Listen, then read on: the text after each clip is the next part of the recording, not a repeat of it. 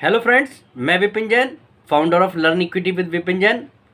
उत्कर्ष bank के आज नतीजे आ चुके हैं और नतीजे बड़े बेहतरीन नतीजे हैं। और देखा जाए तो प्रॉफिट के फ्रंट पे, एसेट क्वालिटी के फ्रंट पे, सभी चीज़ों में उत्कर्ष स्मॉल फाइनेंस ने ज़बरदस्त अपनी परफॉर्मेंस दिखाई है। और दरअसल जिस तरीके से इस समय बैंकिंग इंडस्ट्री के अंदर सभी बैंक अपनी परफॉर्मेंस को ज़बरदस्त तरीके से दिखा रहे हैं और सभी की बैलेंस शीट में इस समय प्रॉफिट काफ़ी बढ़ता हुआ आ रहा है, सेम ट्रेंड में उत्कर्ष स्मॉल फाइनेंस की बैलेंस शीट में दिखाई दे रहा है।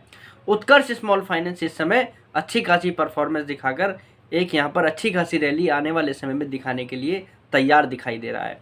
तो दरअसल आज के इस वीडियो में मैं आपके साथ उत्कर्ष स्मॉल फाइनेंस बैंक के रिजल्ट का एनालिसिस करूंगा और उस रिजल्ट का इसके फ्यूचर पर क्या इम्पैक्ट दिखाई दे रहा है, जिसके कारण ये बैंक आने वाले समय में आपको ट्रिपल डिजिट में दिखाई दे सकता है। तो चलिए वीडियो को स्टार्ट करते हैं और जानते हैं उत्कर्ष स्मॉल फाइनेंस बैंक के फ्यूचर को। उत्कर्ष स्मॉल फाइनेंस बैंक के अगर हम नतीजों की बात करें तो बैंक ने अपनी नेट इंटरेस्ट इनकम में वाई ऑन वाई बेसिस पर, मतलब पिछले फाइनेंशियल ईयर के सेम क्वार्टर से अगर हम कंपेयर करके देखें तो लगभग 17% की ग्रोथ दिखाई है। 377 करोड़ रुपए की नेट इंटरेस्ट इनकम 442 करोड़ रुपए रिकॉर्ड हुई है इस क्वार्टर के अंदर। यहीं अगर हम टोटल इनकम की भी बात करें तो उसके अंदर भी लगभग 26% की ग्रोथ दिखाई दे रही है ईयर ऑन ईयर बेसिस पर। 602 करोड़ वाली टोटल इंटरेस्ट इनकम 756 करोड़ रुपए हो चुकी है। यहीं अगर हम प्रॉफिट आफ्टर टैक्स की बात करें तो 30% बैंक का प्रॉफिट आफ्टर टैक्स रिकॉर्ड हुआ है। 88 करोड़ रुपीस वाला प्रॉफिट इस क्वार्टर के अंदर 114 करोड़ रुपीस का हो चुका है। तो 30% इस समय बैंक के प्रॉफिट में ग्रोथ दिखाई दे रही है ईयर ऑन ईयर बेसिस पर। अगर हम बैंक की एसेट क्वालिटी की भी बात करें या बैंक के अदर रेशोज की भी बात करें या बैंक के टोटल बिजनेस की भी बात करें तो हमें पता लगेगा जो बैंक की जो लोन बुक है वो इस समय 14,892 करोड़ रुपीस की है, जो कि 26% ग्रो हुई है ईयर ऑन ईयर बेसिस पर। तो बैंक का जो यहाँ पर बिजनेस है वो भी काफ़ी स्पीड से यहाँ पर ग्रो हो रहा है। और बैंक की अगर हम लोन बुक के अंदर देखें तो 36% of total loan secured loan है। तो बैंक ने अब लोन को भी काफ़ी अच्छे हाथों में बांटा हुआ है। बैंक का जो डिपॉजिट है लगभग 19% ग्रो हुआ है ईयर ऑन ईयर बेसिस पर। तो यहाँ पर डिपॉजिट में भी काफ़ी अच्छी ग्रोथ दिखाई दे रही है, क्योंकि बैंक का जो ब्रांच नेटवर्क है वो 871 के आसपास आ चुका है, जो कि 738 था पिछले फाइनेंशियल ईयर के सेम क्वार्टर के अंदर। यहाँ पर बैंक इस चीज़ का भी काफ़ी अच्छा फ़ायदा उठा रहा है। अब हम बैंक की एसेट क्वालिटी की भी बात करें तो बैंक का नेट एनपीए 0.16% के आसपास है, जो कि 1% के करीब था पिछले फाइनेंशियल ईयर के सेम क्वार्टर के अंदर।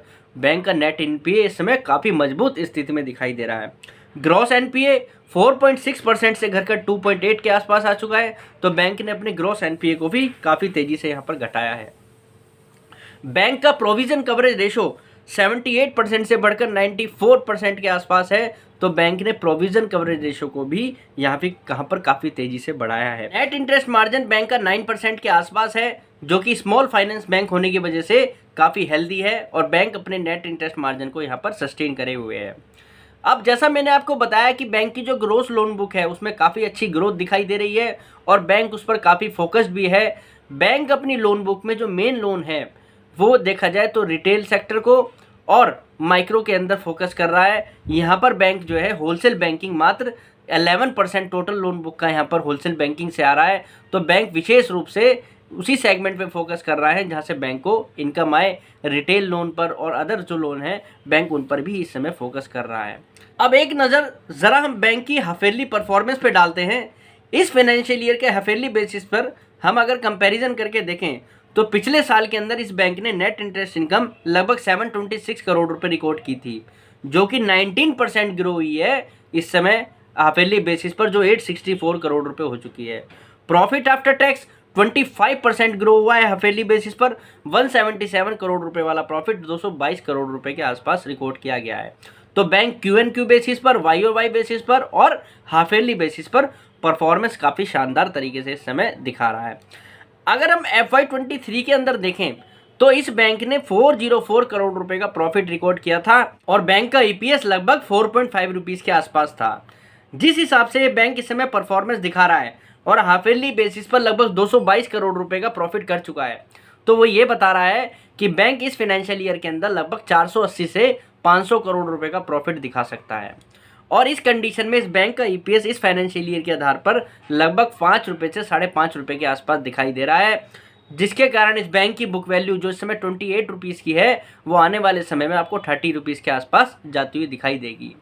और बैंक की रिटर्न ऑन इक्विटी 18% के आसपास हमें दिखाई दे रही है। पर अगर हम बैंक के रिटर्न ऑन एसेट्स की बात करें तो बैंक का रिटर्न एसेट्स इस समय 0.6 के आसपास दिखाई दे रहा है। बैंक को अपनी रिटर्न ऑन एसेट्स को यहाँ पर काफ़ी बढ़ाने की भी जरूरत है, जिसके कारण इस बैंक की यहाँ पर री रेटिंग भी होगी।